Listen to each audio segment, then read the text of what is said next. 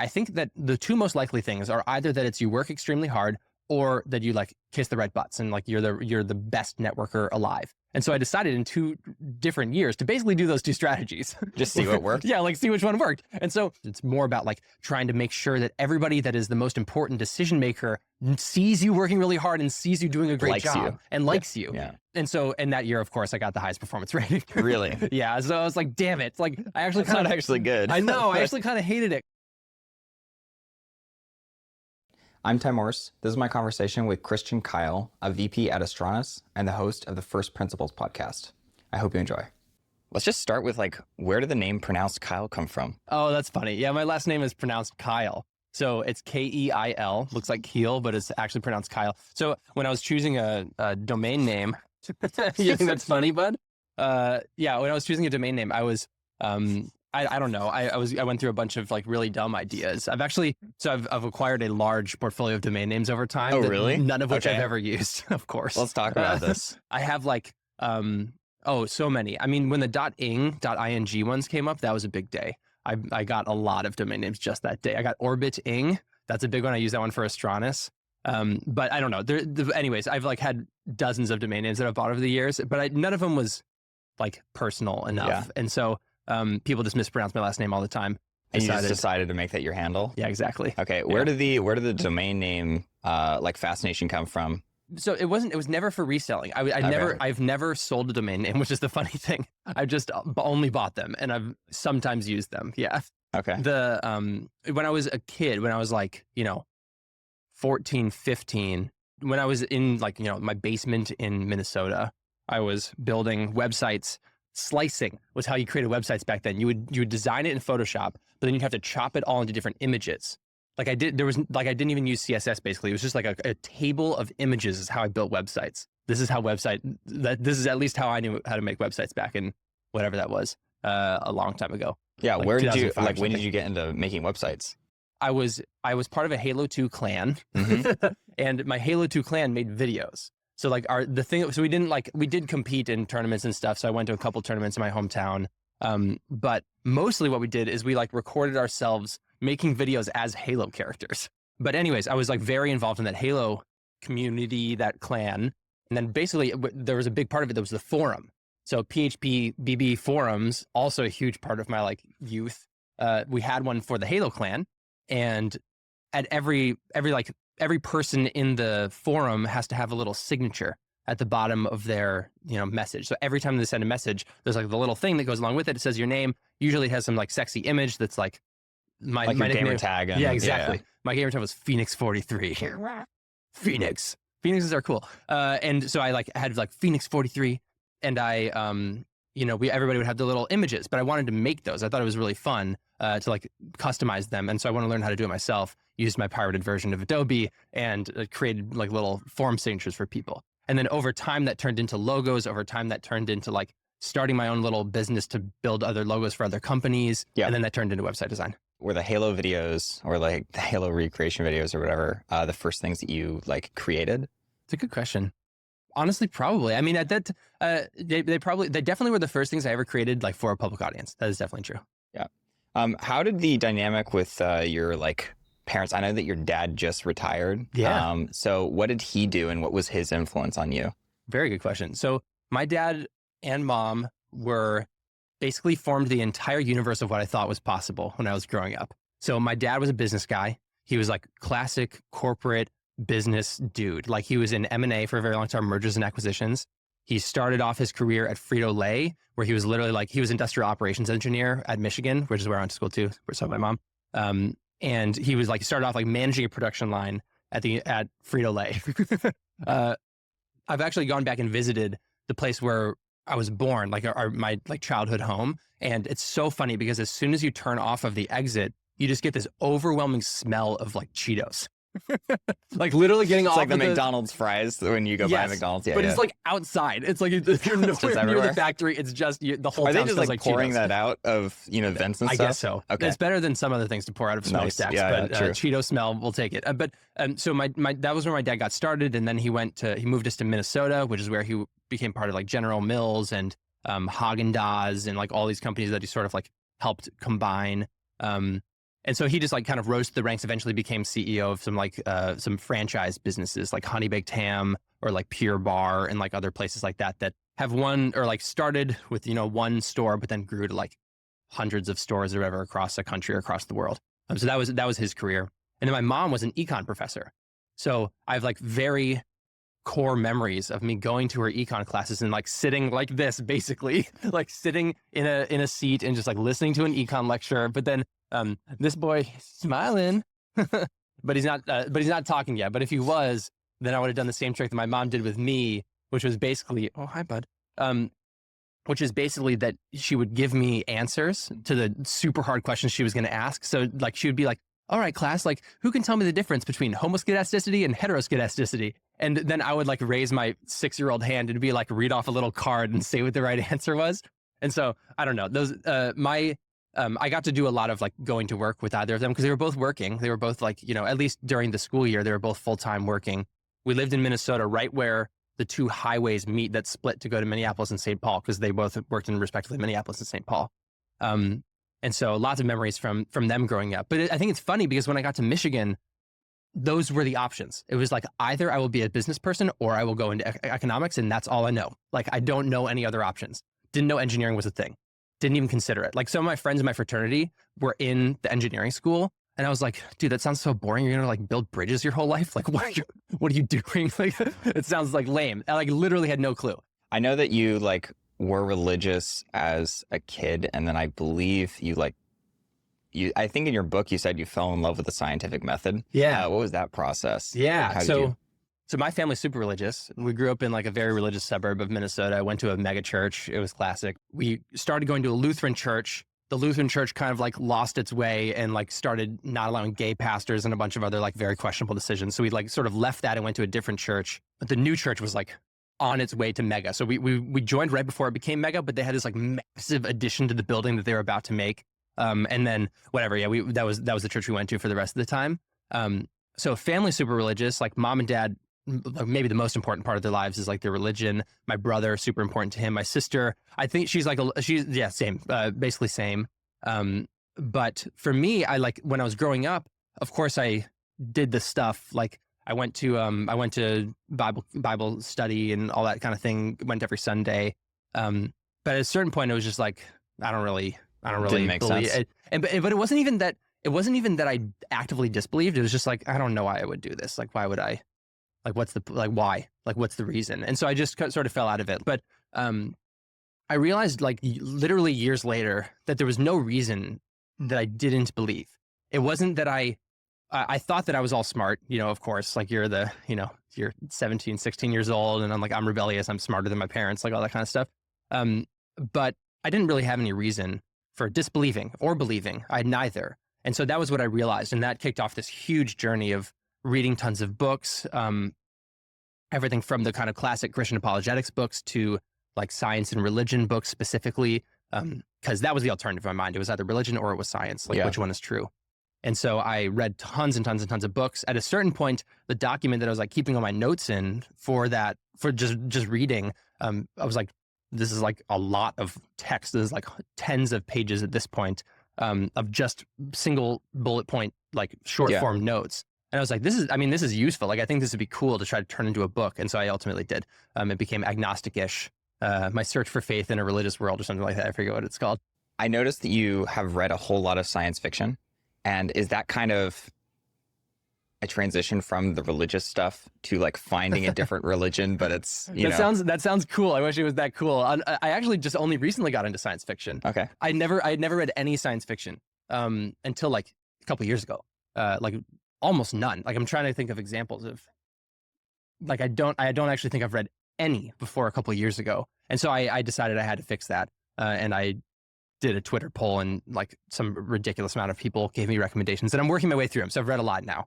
I love Seven Eves. I love the Hitchhiker's Guide to the Galaxy books. Yeah. I love the Foundation series by Isaac Asimov. There's so many good sci-fi books out there that I just never knew. I never knew any of them before Twitter helped me. Yeah. What do you specifically like?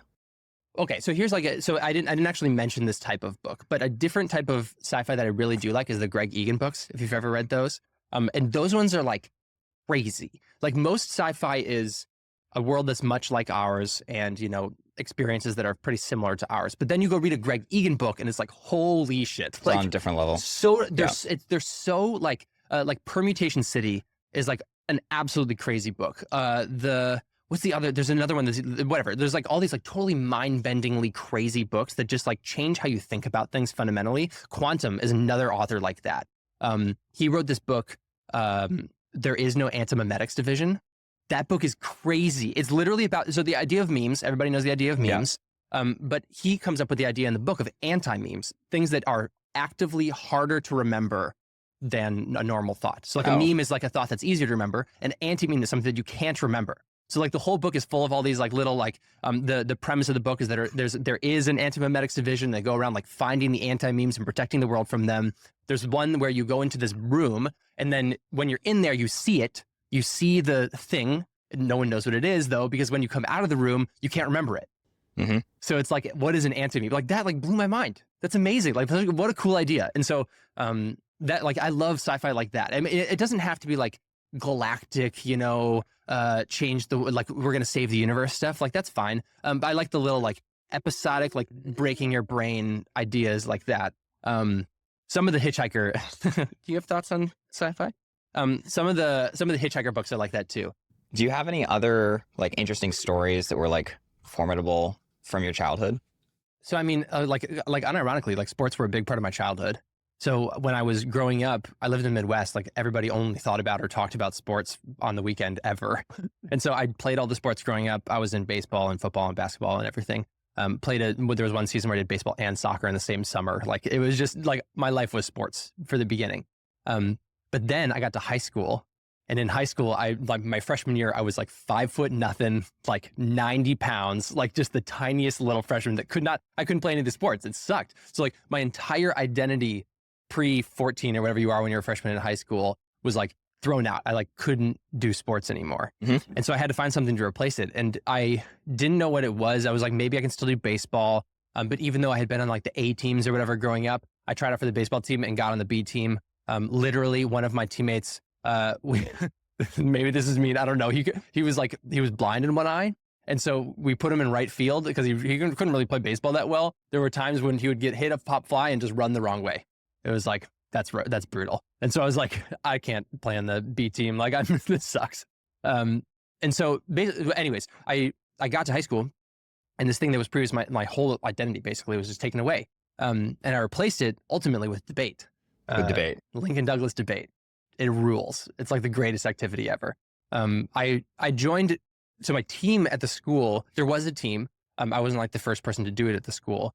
But it was very like local and small and kind of like, whatever. We had never gone, literally one person ever from my school had gone to the national tournament before. And that person did, I think with like, you basically earn bids. If you do well enough at national tournaments or like, tournaments that are in the national circuit, then you win a bid. I think the most, collectively through the entire history of my school, I think we'd ever had one bid, and that guy had gone to nationals as a result.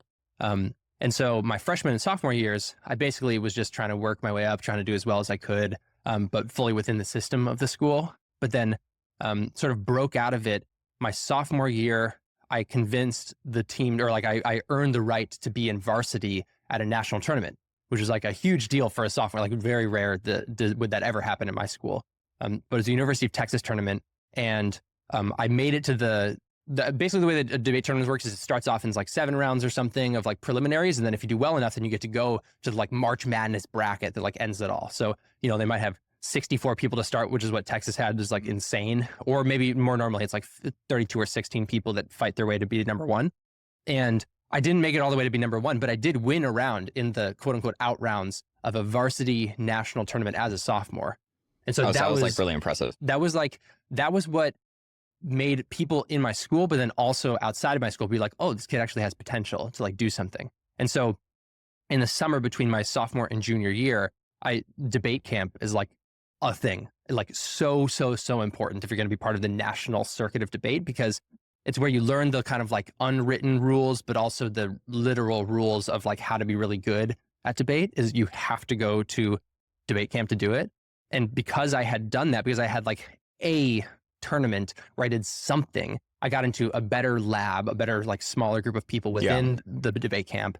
And then I was able to like use that and turn that into being successful my junior year. And so my junior year, I made it to the tournament champions with like 3 bids, pretty solid. But then my senior year, I had second most bids in the country. So basically I went from starting off like with literally 1 varsity tournament under my belt my sophomore year to my junior year. I got 3 bids of the tournament of champions, which is enough. You only need 2 to go. So I went to the tournament my junior year. And then my senior year, I was like, second rated in the nation. So I had the second most bids of the tournament of champions of anybody in the entire country. And so like, I think that is such a formative experience for me, not because, I don't know, like I'm super competitive. So like that is like the way that I expressed it in high school. But also because it taught me what it meant to be like the top of a game. Like the best. Like the truly, like it's a crazy feeling because at that point, everyone that can beat you.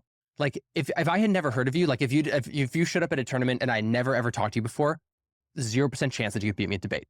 Just actually 0. Like the only way it could happen is if we have a judge who like has never judged debate before and they like think I'm being too aggressive and mean or something. Like that's the way that I would lose a debate. And so I just know that though. And like I know what certain judges want. And if I don't know the judge, then like, okay, I have to figure out who they are. I have to like do my research about what they like or don't like. Have any of my friends like been judged by them in the past couple of rounds here? Can I go talk to them and like see what they like or like do they win or lose and that kind of thing? Yeah. And so it was very fun to operate a super high level, to like know the prep that it takes. I put in countless hours of prep. I would literally, this is funny. I didn't really take many science classes in high school because it was, I don't know, I was like already taking a bunch of AP classes and it would have been a whole nother track of APs to add. And so my senior year, I finally took a science class that was an AP class, AP physics, but it was the final hour of the day. And so I would end up skipping it almost every day to just go and like research debate more, like just work on my arguments and stuff and practice and whatever. My teacher was cool with it though, because I was like, whatever. You were really good. It was, he knew that I was like doing stuff in debate because we'd like announce it. Like it was funny. We would announce on the loudspeakers and stuff when I would like win a tournament or like do a good thing. But no one cared. Like literally nobody knew that like, if the football team was the best football team in the entire country, or like, anything, like a track athlete was literally got like the silver medal at the nationals or something, like everybody would have cared, but for like no one gave a crap about it. And that was actually fine because I was like very weird and like very awkward in high school and like didn't want that attention. But it was but my teacher knew, and so he did like he was super supportive. He was like, as long as you're getting an A or whatever in this class, then you can do whatever you want. Yep. Shout out Mr. Rent. How did you end up, why did you end up deciding to go to the University of Michigan and instead of like any other, college? Yeah. So this is also a good story because in debate, like all of those, like the most elite kids or whatever, the kids who were like the top of the top in the national circuit, all of them went to Harvard, Yale, Princeton, Stanford, like one of those 4 schools. And so I thought that I was going to go one of those schools. Like when I applied, I was like, okay, I'm going to apply to basically like Harvard, Yale, Princeton, Stanford, Chicago, Georgetown. Like I'll get into one of these, like one of them, like I'll get into one of them. But that was like one of the first times in my life that I ever experienced the difference between like class as a construct, like social class or whatever, is definitely a thing. Or if you don't know the rules around like higher class things, like going to a Harvard, Yale, Princeton, Stanford, you're going to break lots of like really dumb rules that you just don't know anything about. And so in my interview, because they interview you or whatever, they have like, you do an alumni interview. And mine, like looking back, I was just like, oh, that's so embarrassing. Like literally I forget which one it was, but call it Harvard. I got the like alumni interview thing. I met the person at a local Barnes and Noble, like in my hometown. And I was doing like kind of casual introduction. And she said that she was an art history major when she was there. And I was like, wow, I didn't even know that was a thing you could do. Like so you like know a lot about paintings? And she was like, yeah. I was like, okay, like what's that one? Like I literally pointed to the wall. Just a random painting. At Barnes and Noble. I was like, what's that one? And she was like, I don't know. Okay. But I don't know. Like I didn't know the rules. And so I was very, and I've always been this way. I've always been like very informal. And I try not to like change my affect too much for certain situations. Like or a people or combination of things. excited and curious, it almost looks like. Yeah, but it's also like a little, like it can come across as like irreverent, or it can come across as like unserious, or it can come like so those are and I'm sure 100% for sure that's how I came across there. And when I was in high school, the irreverency the being irreverent and being kind of like loud came across as like braggadocious. And like it like legitimately was like I did think I was the shit because I was so good at debate and like whatever. Like when you're 17 years old and you're the best at something, you're like, I'm the best at everything actually. And so I didn't end up getting into any of those schools. None of them. I got rejected straight up from like most of them. I got deferred or whatever at Georgetown in Chicago, which is where I applied early. I ultimately got into like only a few schools, 3 in Minnesota. Including one really good one in Carleton. Carleton's an amazing school. I got in there. That would have been a fun place to go. Very like philosophical and liberal artsy. But it was between those choices and Michigan. So I got into Michigan. And the choice was kind of made once I had the acceptances back, because Michigan, I was like, when I went into college, all I wanted to do was like have fun and go to football games and like drink a lot Was and that the school party. for that? And Michigan is definitely the school for that. Big Ten school. My parents had both gone there. My parents were both social chairs of their respective fraternity and sorority. So like that was my idea of what college was. Yeah. That was what I figured. And that's what I wanted. That's what I was looking forward to in college. Yeah. Why did you end up like, so you went and worked as an M&A person at like Deloitte for a few years. What were you thinking going into college on what your career path would be? Well, I literally only knew that there were 2 things in the world. It was business or it was econ.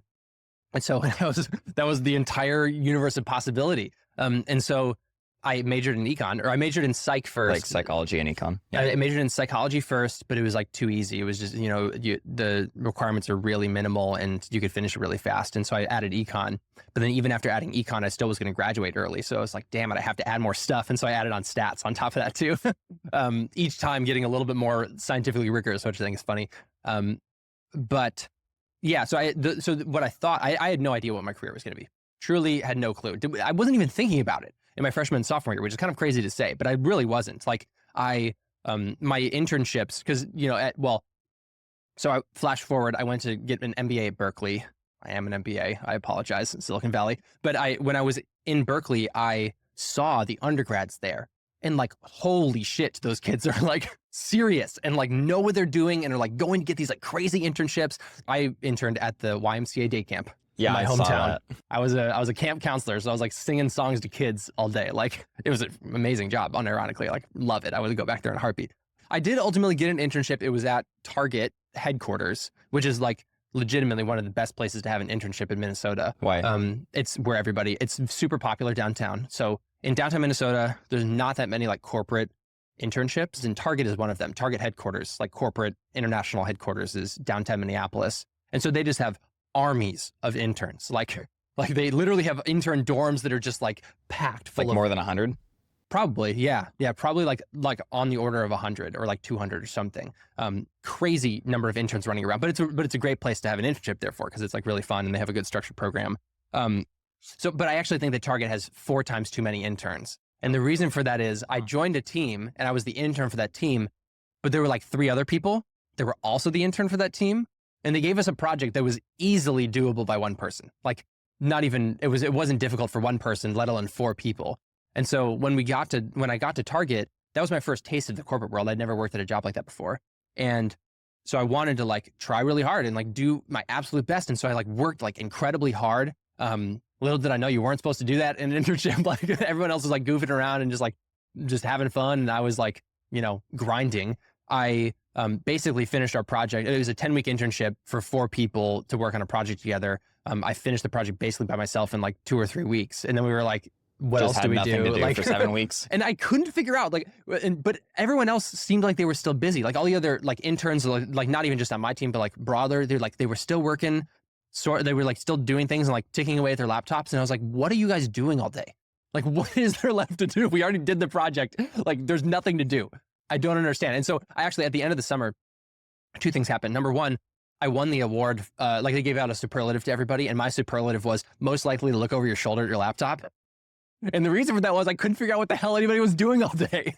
I was like, what? Like even the full-time people, I was like, what is happening that is taking you 40 hours a week? Like this should be that you're 5. billing for. It's but crazy. It's yeah. unbelievable. And so that was the first thing. The second thing that happened was I got introduced to a Deloitte partner, actually through my dad. That was how it happened. So my first career out of undergrad was Deloitte. I later found out by working there that this partner that I got introduced to was like a big deal, like a very big deal partner, like one of the top partners in the entire firm. But I didn't know that at the time. And so I just went to lunch with the guy. It happened that lunch was the last lunch of the 10-week internship. It was the last day of lunch for that internship. And so everyone else was like having fun and like reminiscing on the summer. And it was like the big send off for the intern. And I just skipped it. And I went to meet with this guy at Deloitte instead, because it was the only time we could meet. And I was like, you seem really cool. And I don't want to work at Target anymore. I went to that lunch and he absolutely grilled me. Like I've never still to this day, I've never had like a more like intense 30-minute first time I ever meet you conversation with somebody. He was like, he was asking like, oh, so you're an econ major, right? Like, let's go over some of the concepts you learned in econ. And so he was like, what's the difference between homoscedasticity and heteroscedasticity or whatever? Like stuff. And I was like, I haven't taken that class yet. Like, I actually don't know. Like, I'm taking that class next semester. I've not done econometrics yet. But he was like grilling the shit out of me. And apparently I did well, because ultimately that was what like you got a job. Yeah, exactly. Yeah. What was it like working there? So basically the way that consulting works is you're part of lots of small teams. So you join the company, you're like a part of a big, gigantic pool of people that get allocated off to different projects that the partners bring in. And what that means is normally in strategy, which is the part that I was in, it's like a 6-week project or something. So you get the partner sells the deal to whatever, like Bumble and Bumble. Like they're coming up with a new product and they need to figure out how they're going to price it. And so they say, hey, Deloitte, can you help us come up with the pricing for this new project? We spin up a team. We find there's like a manager. The manager pulls in people they've worked with before. You coalesce a team just brand new. Like most of these people have probably never met each other before, or like it's the second time they've ever worked together. And then you ship them off to Bumble and Bumble headquarters, wherever the hell that is. So you fly there Monday to Thursday. You do it for 6 weeks, and then at the end you like present your recommendations, and that's kind of the model. It's crazy. It's like it's a very interesting way to work. But it's awesome. But it's like unironically really awesome for an early career, because you get to work with lots of different people. You get to try out lots of different, or like learn from a lot of different managers. Inside of a bunch of different companies. You get to see the inside of a lot of different companies. That piece of it is actually a little bit overrated. So, you're like trapped within these like massive organizations. So it's like literally there'd be times where they would send me to a place and they would like, it was like, oh damn, is it Office Space? Whatever that movie is with the Bobs, where they're like there to fire everybody, so they put them in the super cold room, or that thing, you know what I'm talking about? Like they kind of do that too. Like we got put in a room one time that was freshly painted. And so there were no windows in the room. We were like literally dying of these fumes in the room. We had to like escape or we were gonna die. And so yeah, it was but unironically, it's like a great way to like learn about different working styles, to learn how to work really hard, to learn how to work really fast. Like they make you grind as like an analyst and consultant. So they would say, was it like 60 or 80-hour weeks? Yeah, like it was a lot of work. They would be like, okay, we finished. We get the notes from the person at like 10 p.m. You finish the deck until 2 a.m. Hey Christian, you have to be the person that wakes up and is outside FedEx as early as they open. So like if it's 6 a.m., you're there at 5:30, so that you're the first person they help in the morning. So it's like it's pretty intense. It's not full banking, like 100-hour weeks, but it's probably like 60, It's not 80. like investment banking, but it's close. Yeah, exactly. But no, it's great. I mean, it's a great career. So you said like, were you in the same position for that time? No, I mean, the way that it works is that I was on a bunch of different projects, but it was fun. Like I got to do a bunch of very cool stuff, most of it in connectivity, telco, like, AT&T, Verizon, Sprint, those types of companies, which is really fun. Why did you decide to leave? So consulting, like I talked earlier, I'm very competitive, and so when I am in a new situation, I want to learn the rules. Like, what are the rules of this game? Like, how do you win? How do you advance faster than other people? Like for real though, that's like, I'm thinking like, okay, if this career path of consulting is a game, how do I win it? Like how optimizing a constrained environment. Yeah. And it's like, and these environments are not usually that constrained, but there still are rules and you have to find them out. It takes time to discover them. There's no rule book you can read, but you can figure out what they are. And so I was trying to see, okay, like what are the rules that show when you're going to advance in consulting? And is it that you just have to work really hard? Okay, that's one of them, but like, is that the most important one? Like, is it that you have to be really smart? Is it that you have to know the right people? Is it that you have to, do something else, whatever? Like, what are all the different things it could be? Let's test out those things as like hypotheses of how to do well. And consulting is kind of nice in that they give you a year-end rating. They give you like out of, out of 5 or something. It's like you either are the best or you're the worst, and they'll tell you where you are in the hierarchy. And so I did this like experiment thing basically where I was like, okay, I think that the 2 most likely things are either that it's you work extremely hard or that you like kiss the red butts and like you're the best networker alive. And so I decided in 2 different years to basically do those 2 strategies. Just see what worked. Yeah, like see which one worked. And so the one year I just like worked my ass off, like absolutely like did as much as I could. Like it's not only you have to do it at your client side projects, but you also have to do like firm extracurriculars where you like help out the firm with stuff. And so that year I did like a really like an awesome job on my projects. And then I did like a really awesome job on my extracurriculars, like worked my butt off. And I got like the 2nd highest performance rating. So I wasn't like, I forget what the percentages were, but I wasn't like top 5%. I was like top 15% or something like that, or like 25%. Not great. I want to be the top one. And so what I decided the next year was the year that I was going to do the other experiment, which is like just network as well as you possibly can. So don't work too hard. Work like smart. Work extremely hard, but work in this other work direction. in the direction of like, okay, it's not really about trying to do the best possible job on your projects. It's more about like trying to make sure that everybody that is the most important decision maker sees you working really hard and sees you doing a great job and likes you. Yeah. And so in that year, of course, I got the highest performance rating. Really? Yeah. So I was like, damn it. Like I actually That's not actually good. I know. I actually kind of hated it because it was like, I would rather, so my, like I believe that people should work hard. I believe that you should do as much as you can to like, you should find a thing that you care about and you should work as hard as you possibly can to make that thing come about or like make that thing come true. For me in my early career, it was I should succeed. And I was like, I don't know what that means, but I just want to succeed and I'm going to work as hard as I possibly can to do that. Success was defined at Deloitte as like having the highest performance rating, getting the biggest bonus, that sort of thing. And so if the rules were that you had to like network more than work hard, network more than learn the most, network more than being the smartest that you could be, I was like, I don't want to win that game. Like that's like I have learned the rules and I don't want to win it. So I as fate would have it or whatever, that was the time that they kick you out anyways. Like at 4 years, you spend 2 years as an analyst, you spend 2 years as a consultant, then they kick you out and they make you go to business school. You actually cannot go straight to be a senior consultant. You have to go to business school first. Huh. And then did you go to business school at that time? Yeah. So Okay. it was like on track or whatever. So I went technically as part of like Deloitte's, there's some acronym. It's like a graduate school acceptance program, GSAP. I forget what the A stands for, but anyways, admissions program or something. So as long as you go to one of the top 15 business schools, they'll pay for your entire tuition if you come back. So it's like they don't just pay for it. They don't like write you a check. You have to pay for it out of your own pocket. And then if you go back, they'll pay you back over a period of like 2 years or something. And so I went to Berkeley. I applied to 3 schools. I applied to Stanford, Berkeley, and MIT. I got into Berkeley and MIT. The Stanford story is really annoying, actually. Okay. I was waitlisted from the very beginning. So you apply in rounds. I got waitlisted. I found out about that probably in like January or something of the year before I left, like before the September that I would go to school. From January to September, I was continuously on the waitlist that entire time. And they whittle down the waitlist throughout the round. So it's like in the first round, I was on the waitlist. Second round, I still survived. They sent me an email that says, hey, good news, you're still on the waitlist. A third round goes by. Good news, you're still on the waitlist. But then there was like a secret special final round that was like literally weeks. So I was moving to California already because I knew that I was going to I chose Berkeley over MIT. And I was like, I'm going to go to Berkeley. Or Stanford. Or Stanford, but I don't know yet. I actually I'm driving across the country with my dad. We have all my shit in the car and I still don't know which school I'm going to. So it's like, at this point I figured it's gotta be Berkeley, right? Like they would have told me by now if I was going to get into this thing. But then as we're driving, literally like 2 days into the journey or whatever from Michigan to California, driving across the country, I get an email and it says, hey, Christian, good news. You are one of the final 10 people on the Stanford waitlist. Like we will tell you tomorrow if you're in or out. I was like, what the fuck kind of email is that? It's so mean. So number one, if you get in, you know that you are the last person in the class to get in. You know that you are the least qualified person in the entire class. Or if you don't get in, then you've just got my hopes up for 24 hours. And that was what ultimately happened. I didn't get in. I was the last person rejected. You were number from Stanford. 2. It's like, oh my God.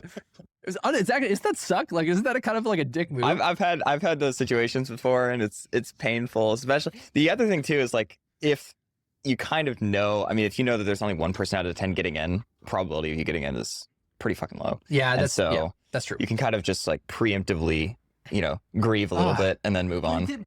Yeah, crazy. But so anyways, ultimately went to Berkeley. That was and I was very happy to go there. It's an amazing school. It's like Berkeley and MIT are both like incredible business schools. Top 5 or something. Like they're and they have amazing programs for entrepreneurship, which is what I was looking for. There are lots of schools you can go to. You can go to Wharton if you want to be like in banking. You can go to Texas is a great school for consulting, for instance. There's lots of schools that are known for different awesome like things that they can help you get into, but there's not a lot of entrepreneurship education in business school. And the best I could get, the best I could find was one of these schools. Like MIT is like actually really good, like somehow, despite being on the East Coast. But then Stanford and Berkeley are obviously here, and so it's like they're right by Silicon Valley. They're by all the VCs and the startups and stuff, and that's why I ultimately came out here. Yeah. So did you have any other ideas before like Drect for companies? Oh yeah, for sure. I mean, so when I was a kid, I had like a little baby company. This is like, but my web design, like normally I asked, but I just didn't. I was like, I don't see anything. So when I was the whole thing about being in the clan and doing the like logo design and stuff like that, I turned that into like a little mini business, and it was so cute. Like when I was probably like 15 years old, and I had objectively like a really good idea. It was graphic designers, when they're building someone a logo, they come up with multiple concepts before the final logo is the one is accepted. That process, of course, is really expensive. Like you're paying for that person's time, no matter how much of it you end up using. Even if you use none of those logo concepts, you're still going to pay me because I did all that work. And so that process probably prices out a lot of people. It's like not everybody can afford $5,000, $10,000, $20,000 for a logo, of course. And so what happens for those people? Well, they just like either make it up themselves and it sucks, or my idea was, what if they could buy one of the unused concepts from somebody else? I think that idea rules. I still think it should exist. I think it actually did exist. I think there was some company that did it later. But anyways, that was my idea back in 2006 or something. And I think to this day, I think it probably could have worked if I was actually like, I knew more about starting companies and was like in the right environment and surrounded by the right people or something. But anyways, so I started it. I started doing it for myself. And then I found a bunch of other artists that I was around, like other like graphic designer, artisty people. And I was like, hey, if you want to, you can like send me your logo concepts. I will put them on the site. If somebody buys them, I will pay you. That was the idea. And ultimately, like, I didn't really make that many sales. I think I made like one sale for myself and one for this other guy. But like even trying to pay the guy was hilarious because he like lived in Pakistan. And I was like, how the hell do I pay somebody in Pakistan? I'm 15 years old. Like, it was like before TransferWise and stuff. Yeah, I had to. So ultimately, I had to have my mom drive me because I wasn't 16. I couldn't drive. I had to have my mom drive me to like Western Union or something to like pay a check over. Was this like 10 or $20? It was like hundreds of bucks. Oh, yeah, because it was like, it wasn't the thousands of bucks they would take for a full logo, but they were, it was like hundreds of bucks. I don't know. So that was my first foray into like. What was the second one? The second one was designing, just like straight up being a designer. So I like Strata Designs was the name of my company, and then I renamed it to Aetherius Designs. And none of those things mean anything, but like the Aetherius. They just sound cool. Well, Aetherius has the AE symbol, you know what I'm talking about, where the A and the E are combined to lowercase, and I was like, that's pretty sick. Like, how do I make anything with AE in it? And I was like, Aetherius, like, let's go. That was literally the entire point of that. But so I did that second. First was like, okay, I'm making logos for my friends or whatever. Let's resell some things. Didn't really work. Second one was I'll just be like a designer basically for people. And I was never that good. So it's like, I made a little bit of money doing it in college, but not that much. How many customers did you have? Like sub 10? Yeah. Like but each one of them was like a big ticket size because it was like logo design or whatever. So I might make like, I might make like 10K for like doing a logo. And I was like, damn, that's like pretty sick. That's enough to keep you going to college for sure. Yeah. So what was Drect? Yeah, it was my first crazy idea coming to San Francisco. So the basic idea of it was, well, here's the context. I come to San Francisco. I don't know anything about startups at all. Literally zero. My entire conception of what a startup was Snapchat before I came out here, because I had it on my phone and I used Snapchat all the time. And I was like, I had heard the story of like, they're like in California and they're like living in a beach house and they're like working together to make Snapchat. And I was like, that sounds pretty cool. Like, billionaires or something. Yeah, maybe. I legitimately don't think that like being really rich was ever part of the idea of what it was to me, even to be at an that entrepreneur time. and stuff. Yeah, I never knew that was part of it. I was just like, I just want to, build cool shit and like succeed in a way that I'm more happy with. And I was like, maybe if I can align like hard work and like being smart and like being good at a job or whatever with success, if I go to startups, that was the hypothesis, but I didn't know what they were. I just knew that maybe Snapchat was one.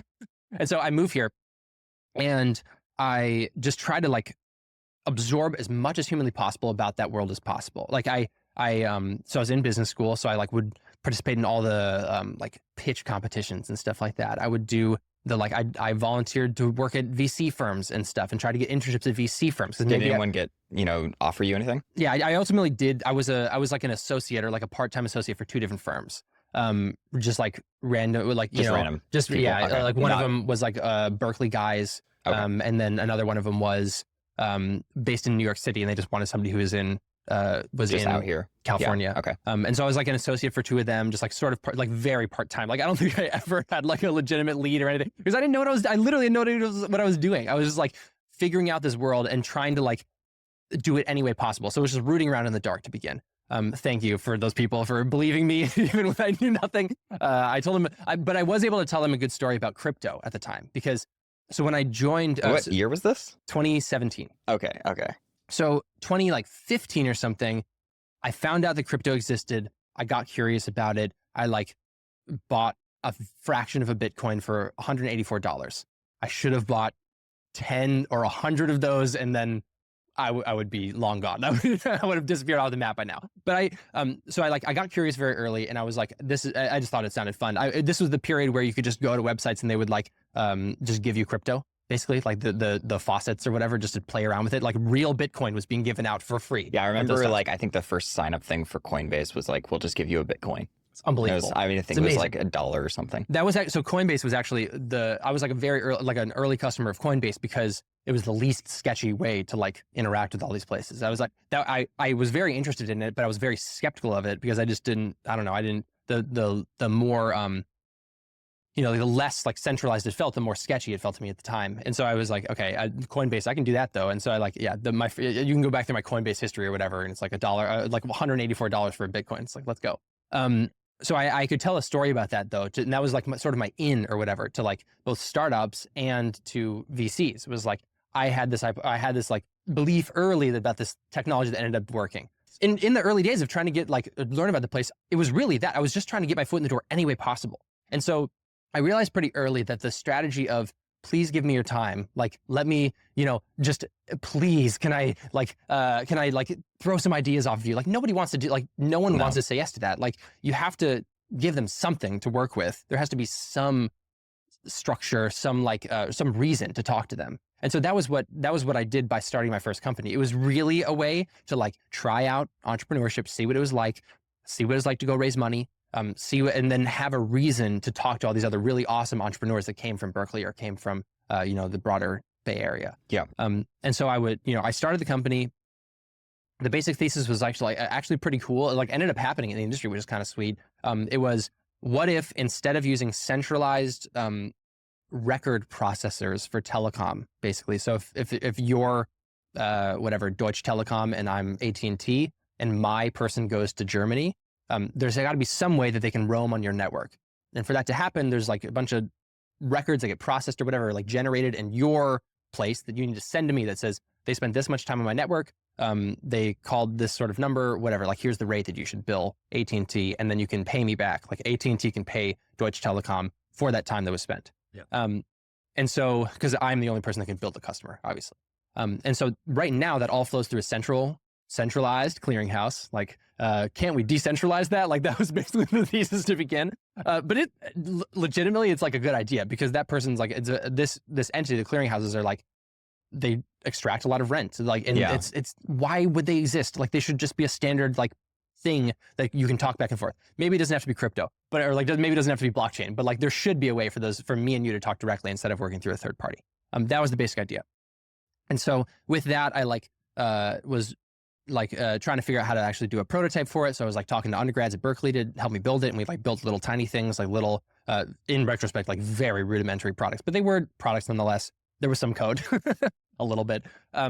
And then we went to the industry groups and I started like trying to sell it, basically, of like trying to get a telco to develop it along with us or something. Went to Do a partnership. Yeah, no, wouldn't it be great to partner with me, like some random 25-year-old or whatever I was at the time? You give me money and business. You give me money. So here's the deal. I give you a small amount of code. You become my customer and give me money. Sound good? Like, yeah, exactly. But it was, I did some cool stuff with it. You know, like I ended up going to Mobile World Congress, which is like the big conference for all the telcos, and like pitching as part of that. So that was a really good experience. Got to pitch to customers a lot, got to pitch to VCs a lot. Ultimately like raised money for it. So or like, I don't know, I never know how to say it, but like I got to the point where a VC said, here's a check. Term sheet or... And yeah, here's a term sheet. Like, let's do this. And then that was when I was like, okay, I've done the thing. Like I could do this if I want to now. So now is the first time I'll decide if I actually want to do it or not. Like, it was Wait, so did you get a check or an offer and then you turned it down? I turned it down. Why did you turn it down? That was well, so for the longest time I was like I was the dog chasing the fire truck or whatever, you know, like I was like, I know that I want, in order to be an entrepreneur, you must go raise money. That's what entrepreneurs do. And so I was like, okay, let's go do that. Let's like figure out how to do it. And so I was like massaging the idea every which way and like trying to like basically just like change the idea that I originally had to try to make it work. Fundable, basically. And I still had no idea how this world worked. I had no idea like what was fundable and what was not, or like how did people think about it. And so eventually, after pitching it enough times and like hearing enough reasons that people passed on me, I was like, I apparently figured it out. And somebody said like, I'll give you a check to go do this thing. But only then did I think, do I actually want to do this? And so I went and I talked to all the people that I like, all the mentors and stuff that I had acquired or like accrued over the years or whatever. You know, people from Berkeley that were formerly successful or like had exited their own startups, that sort of thing. Like awesome people. Like to this day, I stay in touch with a lot of them. They're really awesome. But I went to them and I was like, hey, I have this thing. Yeah. I'm like actually not that excited about it. Like, do I think this thing will work? Maybe, like, maybe not. Like, I just didn't have a ton of conviction about it. And the best piece of advice that I got was from this guy, Albert, actually. He was the co-founder of MyFitnessPal, which sold to Under Armour. So like, awesome dude. Shout out. Love you, dude. You're awesome. He advised me, like the best piece of advice I got by far, which was, don't do it if you think the money is there. Do it if you want to spend 10 years of your life on it. And with that context, I was like, okay, hell no, am I going to spend 10 years on this idea? Like, I do not care about the connection between telcos and a data center and the, you know, like that part of it is like, it's not that interesting to me. Do I think it's definitely going to happen?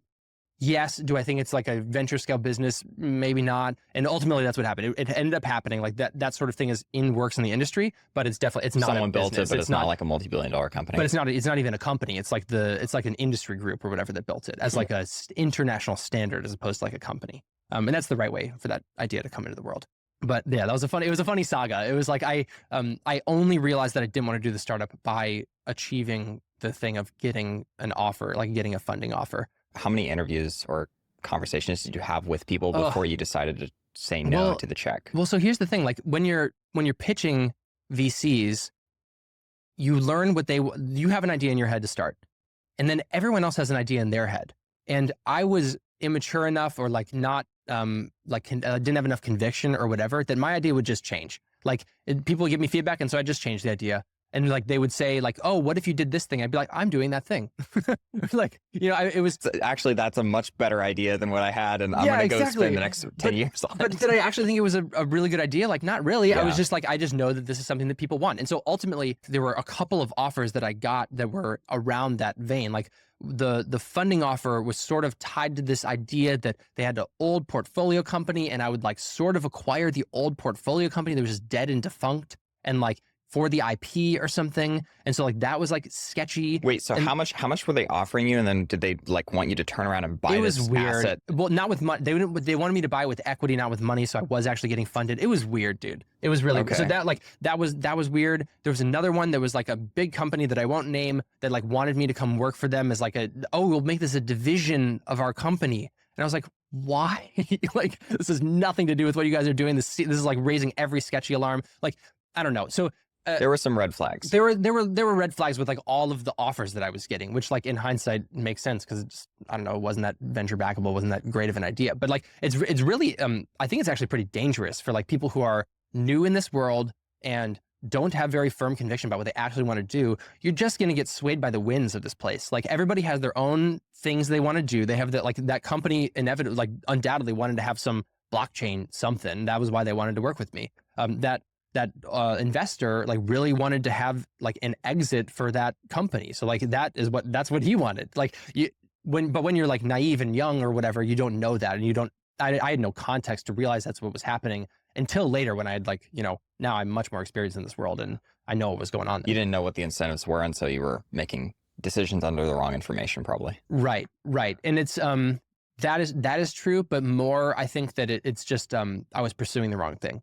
Like I was pursuing, like, again, this is a common thread in my life, honestly, is like, I am very competitive. I want to win. I want to succeed. And so like when you pursue those things very directly, if you were saying, I want success, that's all I want, or like I want funding, that's all I want, then you just like, you throw out too much to get there. And like, thank God I made the right decision and didn't do that. Like I didn't like just say, I will be a backed founder or like whatever. I decided not to do that and instead to go about it the right way, or like a better way, which is like more aligned with what I actually want to be doing. Yeah. How did you decide to go from like turning down that check? How much was it, by the way? Like 100K or something. Okay. So it wasn't a whole lot. Yeah, it wasn't great. But how did you go from turning down the check to like joining Astranis? So the whole experiment of that startup happened over basically a calendar year in business school. So it was like the first 4 months of business school is 2 years long. The first 4 months, like the first semester, I was just like learning and figuring out what I wanted to do. That whole next calendar year, so the second semester first year to the first semester second year, all of that was spent doing the startup January to December. It was actually pretty cleanly exactly that year. So January rolls around of 2019, which is like the year I was going to graduate from business school. And I just decided to turn down the offer and not pursue the startup full time. And so from there, I had to go off and recruit. Basically, I was like, I got to go find a job. Like, let's figure out what it's going to be. And so my original idea was, okay, I still know that I like telecom. Like I really enjoyed those projects at Deloitte. I think it's really interesting. I think it's important. Like it's good to like connectivity, universal, like human rights, like people should be connected. So connectivity would be cool. I definitely want to work at a startup. I probably want to work at an early stage startup, one that's like not too many people, because I loved the vibes of just being me and being like a renegade out there by myself, like trying to start the company. And so I don't want to go back into like the big corporate world, definitely like thousands or tens of thousands of employees. And so those are my criteria, like maybe telecom, definitely startup, probably small, got to be in a role that I can do, obviously. And so with that criteria, immediately Astranis jumped out. Like just from the very outset, like I wasn't searching for that long. It was like 4 years old at this point, right? It was winter 2016, right? Okay. So that means like January 2016. And so this is around 2019 that I was, 3 years in.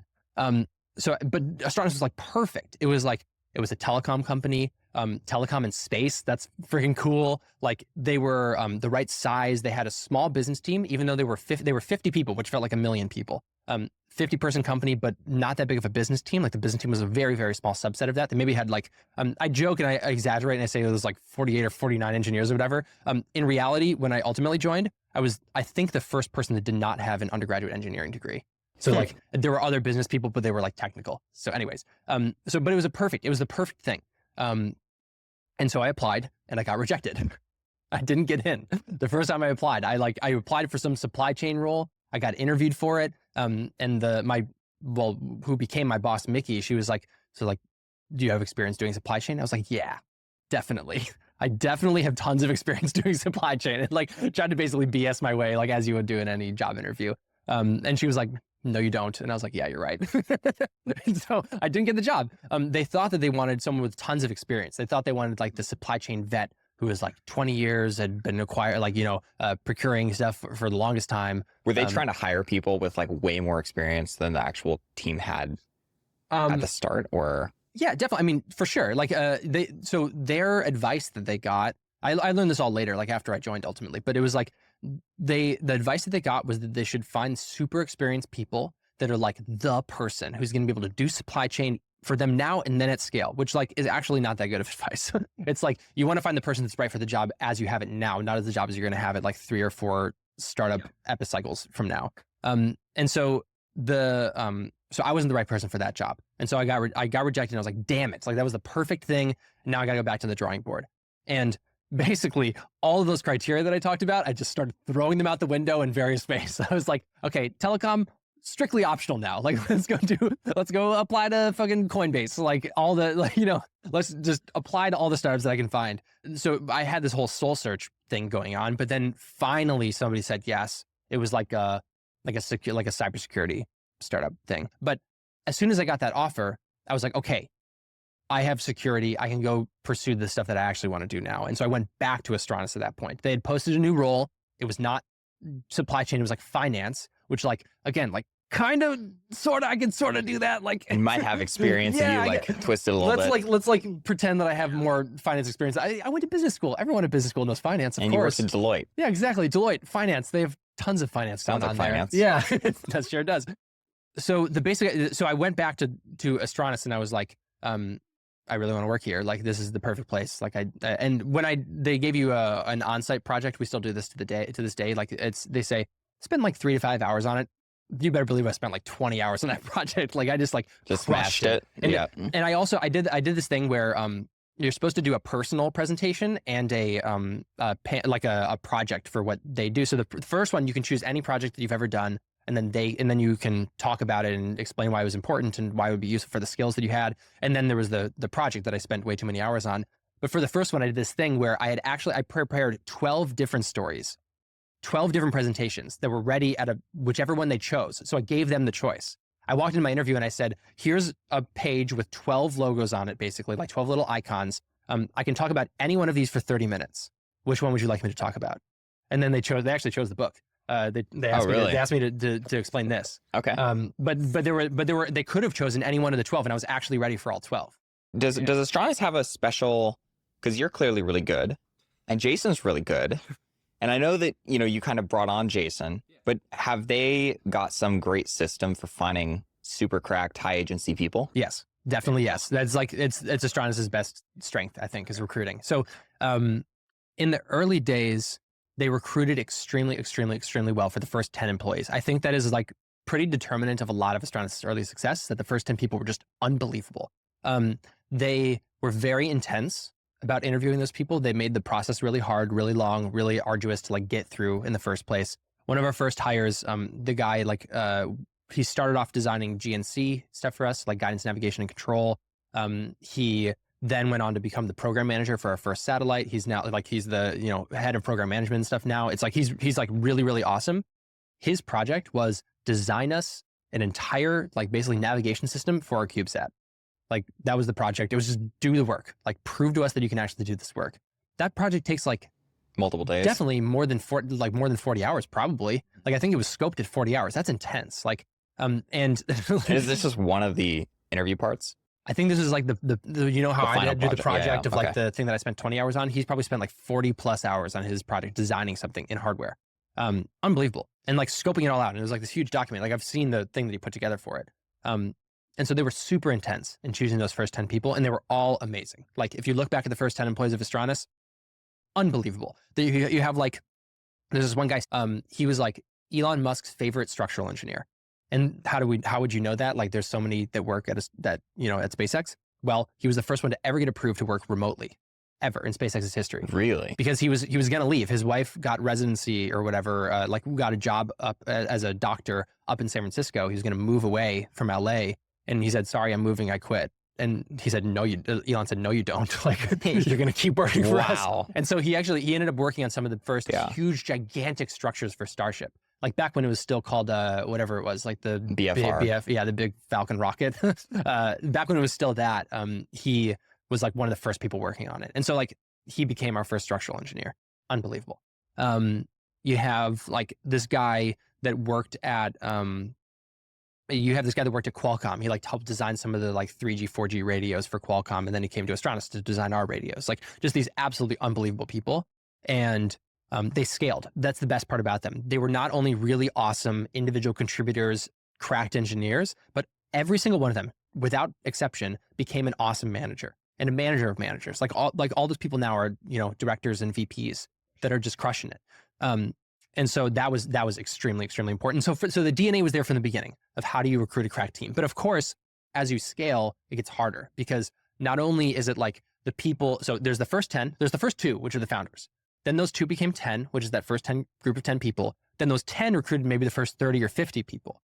But once you get to 30 or 50, all of a sudden I joined and I don't have all that context that everyone else had in the early days. I'm not one of those cracked engineers that was there at the very earliest days. I'm employee 50. So it's like, how do we make sure that I am good enough at interviewing that I'm going to find people like Jason and not just like scrubs? And Astranis is really good at that too. They're like, there's this whole system for like, how do you recruit people? What are you looking for? Well, we're looking for evidence of exceptional ability. We're looking for the fact that you've worked on hardware, like with your own hands before, or at least like to abstract to the business world, you built something for real before. Do they want kind of like everyone in the company having done that at some point? Yeah, it's for sure. So we definitely we want everybody at the company to do that, but we also need everybody to be able to assess it. And so everybody at the company is a recruiter. Everybody participates in recruiting. Not only in like vetting people to come through the door, but getting people into the door, top of funnel. Like we have insane top of funnel at Astranis. I mean, part of that is we are like blessed to have like an amazing mission trying to connect the world. People are really pumped about that. Connecting the world from space, it's super cool too. So it's like, we get a ridiculous amount of applications just like naturally by doing nothing and sitting there. But still we have a very, very, very deliberate and like, good thoughtful way of process. going out and getting more people to apply. And so whenever I'm hiring for a new role, I spend a lot of hours on LinkedIn Recruiter to just pull in as many people as I possibly can into the process. And then from that, you can whittle it down really well, but you have to have a super big top funnel to start. How did you end up hiring like Jason? So he applied, like he just applied on the website. Like it was, but that's like sort of selling it short. Like he had offers from a lot of places and he could have worked at some really, really, really crazy companies, not just like other awesome startups, but also like the top ad agencies in the entire world. Like the dude's obviously like everywhere he applies, he should get in. Like he's amazing. And that was very evident even from the early, he made like a custom video for us as part of his application, not as part of like even his interview. He just like made a video that was like, hi, I'm Jason. I'm applying for this role. I really love Astranis. Here's the story of like why I love connectivity, like that whole thing. He did that before he even joined the company. Just so unprompted. Just to get an interview, basically. Like he was always destined for success. But like, I think that he's a great example of what I'm looking for though, when I'm hiring people, because generally speaking, you interview 100 people for a job and they fall into a bell curve, right? There's like the middest of the mid candidate. There's people, 50% of them are worse than that. And then 50% of them are better than that. And there's the normal distribution thing.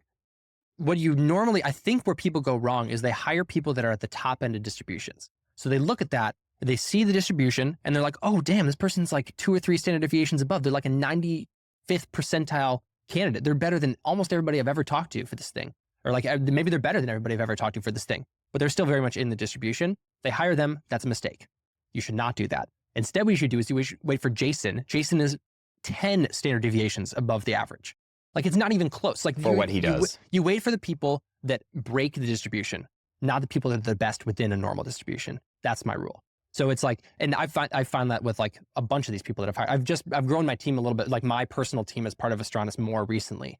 And we've recruited, I think it's like 12 people now. Mm-hmm. And all of them are just so good. Like there's this one guy that I just hired. I posted about it on Twitter. I said, I'm looking for like a badass generalist or something, which led to the most applications I've ever had for a role. People were so pumped to call themselves a badass generalist, which like note to self, like cool titles. Well, it's you're of course looking for like something that is a job title that I'm a supply chain manager, I'm a finance manager, I'm a graphic designer, whatever. But really what you should be advertising is like, if you come do this role with me, I'll make you a founder in 2 years. Like that's a much better sales pitch. Like that was the sales pitch that I had on Twitter and led to whatever thousands of applications for that role. Maybe 1,000 is too many. Maybe it was more like a few hundred, mid hundreds or something. Okay. But it was too That's many a huge to go number through. of applications. It was too many to go through. Way too many to go through. So anyways, when I was hiring for that role, I described it, I think, well enough. I like excited people to want to apply for it. But then I had to go through all these people. Like, how do I interview all of these people? And you go through resumes and a lot of them just kind of make themselves known they're not going to be great. But then you try to find like where like the nuggets of like really cool stuff. And so something we value very highly is like the application questions. So we have them do like a pretty intense like thing. So like I always toy around with different wordings to this question, but what I'm really getting at is like, what's the best you've ever been at something? Like what's the top most you've ever been in any distribution? What is that? Tell me about it. Like how did you do it? And the person that I ultimately hired for that role was like a world champion esports athlete.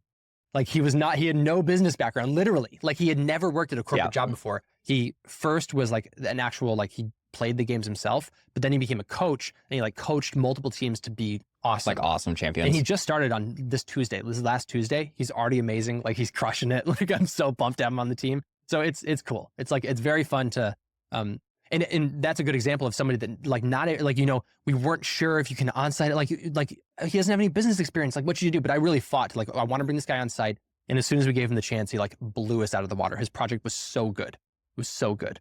So I don't know. It's fun. Do you think that Astranis is kind of like the last company that you're going to be working for? Wow. Honestly, no. I mean, I've been pretty upfront with them for the whole time that I want to found a company someday. I told them that like week one of joining Astranis. And so I think someday I will do something else. I mean, will Astranis be around in 100 years? Like probably, like in some form. Yeah, for sure. I mean, I think that it's built as a company that will be around for the long term just by the nature of you put up, like we have an asset on orbit right now that's going to be there for like 10 years. So like it'll be around 10 years. We are going to launch 4 more in later this year. Those 4 are going to be up there for another 10 years or whatever after this year. So it's like, we will be a long-term business by our very nature, but it's also like super set up for success in that way too. So I think Astranis will be around. Like, will I be there for the entire journey? Like, probably not, honestly. Like, I mean, whatever, 100 years from now, I'm not gonna be alive. So do you think that there's like a certain stage of company that you enjoy working with? I love the chaos stage. It's so fun. It's so fun. It's like, the stage where like, there are, so I came up with this analogy. I don't know if it's a good one yet. You tell me. It's like an Easter egg hunt. So when you have like, my little kid went out to the Easter egg hunt for his first ever, like, you know, we went and we watched all the little kids running around or whatever. And it's hilarious. The Easter egg hunt, there's just eggs strewn on the open ground. It's like, you don't even have to search. You just go there and you're picking up things and putting it in your basket. Like that's what it's like at the early stage of a company, is nothing's hidden. There's all these problems and then you are just obvious. Go tackle. So obvious. But then like after however much time of going and picking up the obvious things and putting them in your basket and like figuring them out or whatever, like it starts to get harder to find those problems. And so it becomes less of like, are you a good Easter egg picker-upper and like taking on tasks and crushing them? And it becomes more like, how do you find the things you got to go work on? And so that's been the fun thing. I mean, I like both of them. Like both of them are fun. We're definitely fully into like all the obvious eggs are picked up stage of Astranis right now. And so it's like, how do we scale? Like, it's not how do we build a first satellite? It's how do we build 100 satellites? It's like, it's not how do we recruit one great video person? It's how do we recruit a video team? Like we're now in the scale phase fully, which is fun and interesting and different. But it's not the like chaos of like, there's like all this shit like to do. And how do we possibly prioritize? Like that stage is very fun too. Yeah. I noticed you said something about like there's a clear playbook for how to build a software company. There's a less clear playbook on how to build a hardware company and what to start with and what problems to tackle at the beginning. And you're trying to kind of solve that with first principles. Yeah. What is kind of the goal with first principles? Okay. So there was an era of startups in which like nobody knew how to do anything, right? Like we were just all sort of rooting around in the dark together. There were no success stories. Nobody did anything. Like this is like the OG days of when startups were first coming about. We're far beyond those days now. Like if you just flash forward, like let's abstract through the whole middle section and just get to like the context today. We know how to do software startups. Like we figured that shit out. Like it's not only, it's not like software is easy. It's not like software's solved. Like that's not what I'm saying. What I'm saying is there have been decades of success stories in software. We know what it's like to grow from literally 0 people or like $0 revenue and 2 people in a garage to being the most valuable company in the entire world. We have done that.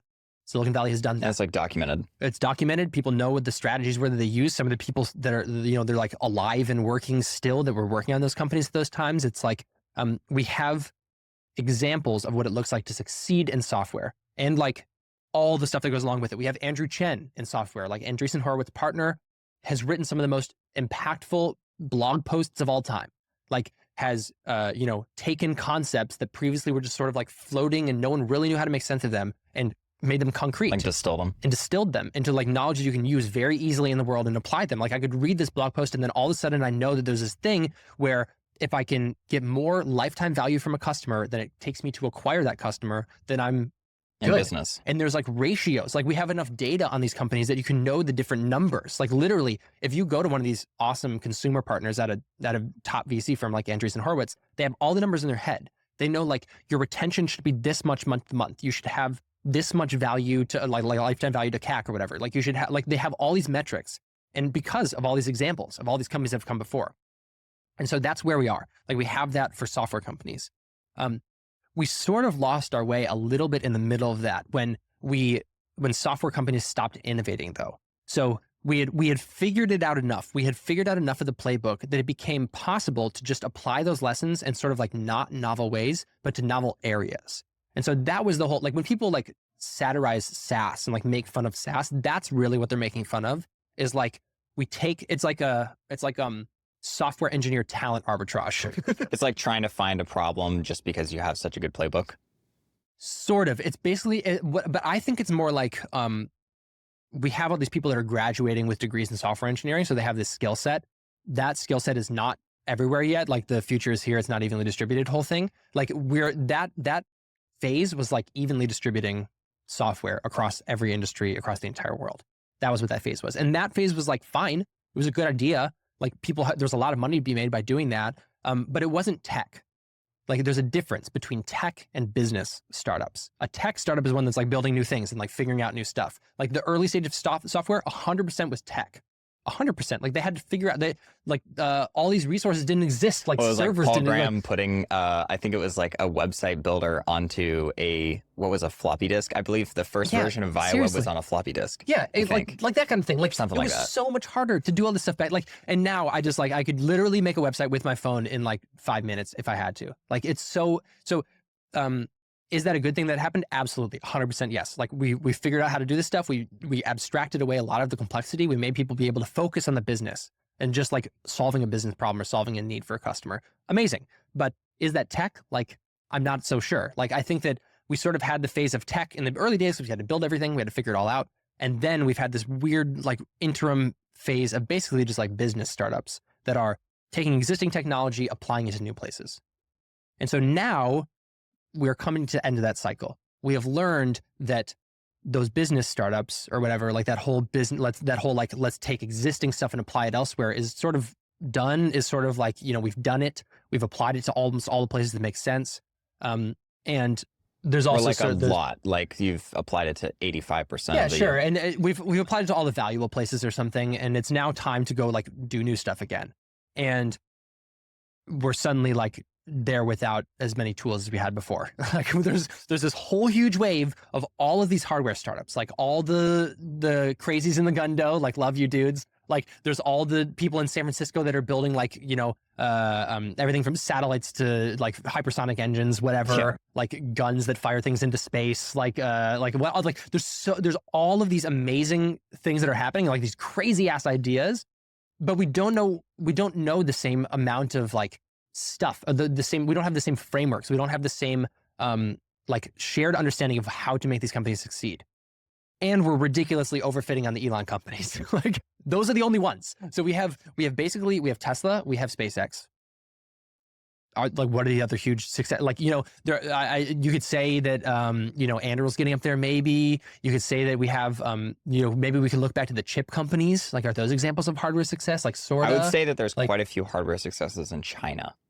Like there's a lot of automakers in China that have kind of, taken Tesla and applied it. Sure, but that's exactly doing what I said is like you take an existing model and you apply it somewhere else. Anyways, so we have, and I think we're super overfitting on that right now. Like people are taking, okay, SpaceX and Tesla.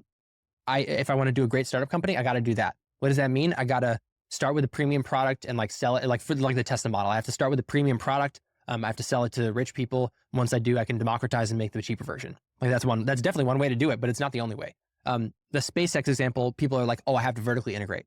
I have to build everything myself. If I rely on outside suppliers, they're going to be slow. They're going to be, they're not going to be as good as me because I'm really smart. They're not going to be as smart as me. And so it's not going to work. So I have to vertically integrate. Like those lessons are fine. They can work. They definitely work at a certain scale. It's like, a vertically integrated company is a better idea when you're bigger than when you're smaller. If you're a small company, you're trying to fully vertically integrate when you're building your first prototype, you're definitely moving too slow. Like you're not going to invent a new camera when you're building a drone. Like just by the it's just way faster camera. To like rapidly prototype using a 3D printer and stuff like that. Exactly. And so we're in this weird place where there's a ton of energy. there's a ton of momentum. There's this huge wave. There's all this power that is behind this wave, both in terms of like excited people that want to work on these problems instead of like excited money that wants to be put behind it. There's like, there's a lot of new money. That's not a bad thing. It's a good thing. Yeah. It is actively a good thing. But it's like, we're sort of directionless. And so we have this big wide thing that we think we want to go to, which is like, let's build more tech, let's build new things, but we don't know which stuff to build. And we don't know how to decide between how do we spend our time or our money on different places. So that is the inspiration for First Principles. That is where it came from. The idea of how do we replicate all of the like learnings, the frameworks, the like rules of thumb, the evaluation of the different companies. How do we do that, but for hardware and new stuff as opposed to software and old stuff? Are there any like specific things that you want to cover with that podcast? Like, I imagine there's certain people that you'd like to interview. Sort of, but sort of not. Like I care less about, and this has always been maybe the weakness of this podcast is like, I care a little bit less about the company or the person or whatever. And I don't really want to tell a lot of the like, when I was a child, I always loved cars. And so I decided to build cars. Like, I think those stories are like fine, but it's like, they're not directly applicable to the problem I'm trying to solve. If what you care about is doing that, if what you care about is helping people evaluate how to make sense of these companies, well, you should have an opinion about like, what are the best ways to be allocating your money and time and stuff like that. And I certainly do. I mean, my opinion is that, or like my framework for evaluating that is engineering first principles. It's like, if we know for a fact that a market exists, like there's already a market for energy, there's already a market for space flight. What that means then is that what you're trying to do is you're trying to evaluate, is this thing technically possible or not? Is it conceivable that this thing could exist in the world? Does it violate any laws of physics or does it not? And of course, obviously, we should not be directing our time or money towards things that violate the laws of physics, that are impossible, or that are so difficult because of the laws of physics that they're going to be way too expensive, or they're going to take way too long, or they're going to, crash and burn in some predictable way. You have to be careful with that, of course. Like things that don't seem possible happen all the time. But it's like you have to. But then that's where the magic is. You have to decide what are the things that just sound crazy and that sound impossible, versus the things that are actually impossible. And I think that like Reflect is a great example of this. Reflect Orbital. So that has been. So I did an episode on them. I have been around the company been talking to them for a while, like watched them through all their like little viral stunts and stuff that have gotten them both incredible praise, but then horrific criticism. Yes. It's like shout out to them for coming up with a concept that is so polarizing. It's actually good. It's actually a great thing. They're a good example of a startup that sounds impossible. Sounds like it should not, like, what are you talking about? You're going to put mirrors into space that are going to reflect sunlight down wherever I want, like over my solar farm or over like my enemy's house or something. They don't do the second one. Use a laser. It's very soft light. But it sounds crazy. It sounds like it should not be possible, but it is. Like they actually, recently, like just like a week ago or 2 weeks ago or something, I think it was literally last week, they had some guy like do a takedown. There was like a takedown, like an engineering takedown of their idea. And it's just wrong. I mean, I'll probably do a reply to it at some point here, because it was like a 30-minute video and the guy made like 2 claims. It was like, and they're very easily addressable claims. So it's like, okay, we can get past that. But that's the kind of thing you see. That's the kind you see the like a reflexive thought that I'm not familiar with this. I don't get it. So therefore it's impossible. And that's a wrong framework. It's not rigorous. It doesn't make any. The other confusing thing too is it's like, it's one thing to spend billions of dollars on something like Reflect. It's a whole nother thing to spend like a few $1 million. Yeah, exactly. It's like a rounding error to 0 on world GDP, and maybe it makes a big impact if it works. Yeah, exactly. So, I don't know why. I definitely think that's true. If the investors understand and the founder understands, there's no problem. Well, that's true, but it's also it's this double-edged sword that people play with early stage PR. It's like, you're exposing your baby to the world when they're like not ready for it yet. My son, who was here earlier, is not ready to give a polished interview. You know what I mean? Like he can't represent himself well. He's like, he can't even talk yet. So it's like, that happens with early stage ideas too. Like the gestational phase where you're sort of figuring everything out. The ideas are very like vulnerable and fragile at that stage. And you have to decide, like, do I keep it hidden or whatever and keep it vulnerable and like let it stay precious or whatever, not like sullied by the outside, like not like under the scrutiny of the outside public, or do I reveal it to the world in this kind of like larval state And like, hopefully people don't like think it's horrible. Like, the reason you would go that route, of course, is because you have to get funding. Like if you're a billionaire, you don't have to go through that terrible phase of like, it's a very, very early idea and it's not ready for prime time yet. You can do the Blue Origin situation where you just spend like $1 billion a year. $2 billion a year of Amazon stock forever, like every year. Like that's not a bad way to do a hard tech startup, but it's not, but it's also not a way that is available to me, for instance. Yeah. So I don't know. I have all these opinions about how do you decide between sounds crazy or is impossible. I have all these ideas about, like the right way to get press or not for these various companies and like how to tell your story to the world in a way that is, people can get excited about it without having the whole like Theranos red flags go off and that kind of thing. That's what I'm trying to do. My best indicator is like you like talk with someone and they have a whole slew of things that they've done in the past that are really interesting, unique. Maybe they created a bunch of businesses as a kid. And if you hear about someone who's just done a bunch of stuff and like successfully, yeah, and then they go do the hard thing and like the crazy thing that sounds impossible, I feel like I want to just suspend disbelief and just say, okay, if someone gave you $1 million, like show us, you know? I mean, I don't want to be too combative, but that is deliberately not first principles. That is the exact opposite of first principles. In fact, that is matching on a pattern from the past, not about evaluating the actual idea. So it's like, I think that the normal thing of pattern matching of where you could take a person who'd done another software startup and just say, okay, I could trust them with $1 million to do this next software startup. That was a pretty good bet because in software, literally everything is possible. Like this is proven truth of computing that anything that is computable can be done by a computer. And so it's like, there are no laws of physics that you ever hit up against when you're doing software.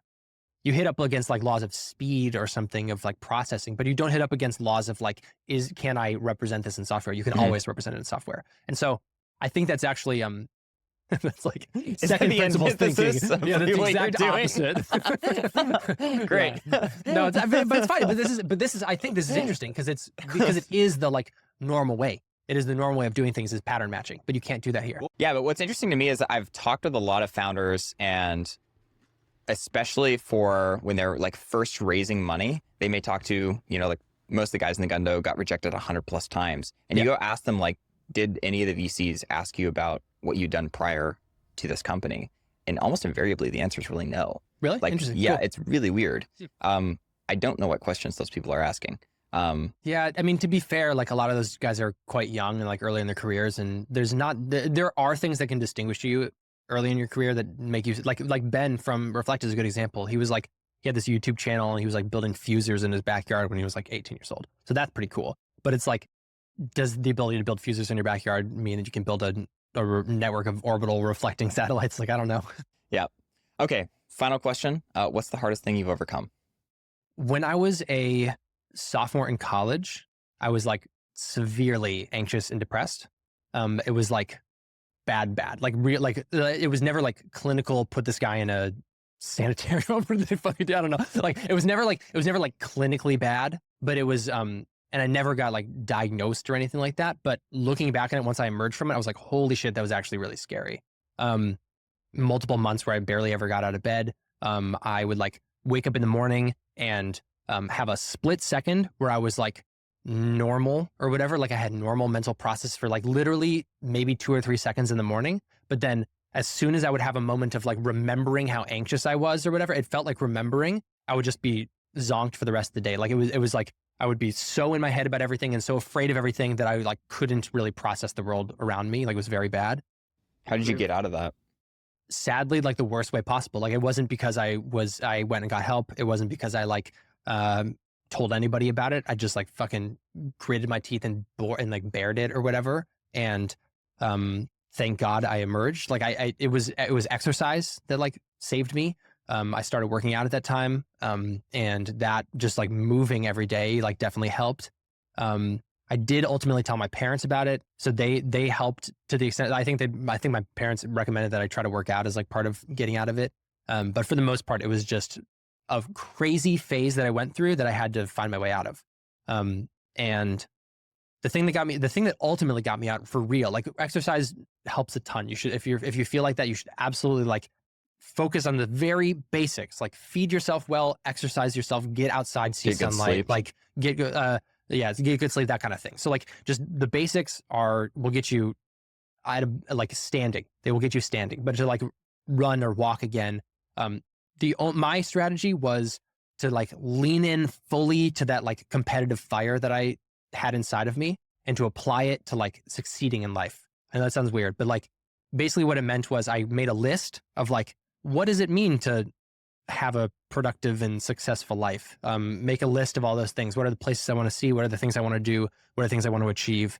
And then I just like maniacally focused myself on that. Like super unhealthy way to do it. Like super unhealthy way to like live your life, to just like literally try to check things off of a checklist. But it worked. I mean, it was what made me write the book. This was born out of like that crazy time. I mean, some of these things took like years for me to get to or whatever, but like as part of it, I wrote a book. I like ran a marathon. I got married. That was on the list. Like I had a baby. That was on the list. These were all things that like seemed impossible. Like when I was in the depths of that thing, absolutely seemed impossible. It was very hard for me to even like get up and go eat food. But ultimately, like step by step, I pulled myself out of it, and here we are.